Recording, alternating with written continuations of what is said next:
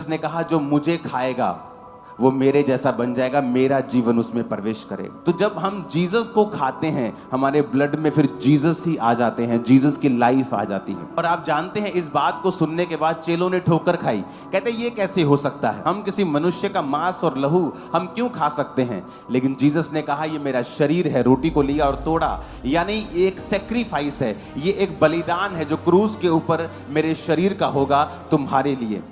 परमेश्वर ने कहा यह लहू का बलिदान तुम्हारे लिए होगा कि तुम्हारे पापों के कारण मेरा जवानी का जो गाढ़ा लहू है वो बहाया जाएगा। जब आप लहू को पीते हैं आप ग्रेस में प्रवेश कर जाते हैं। कौन सी ग्रेस?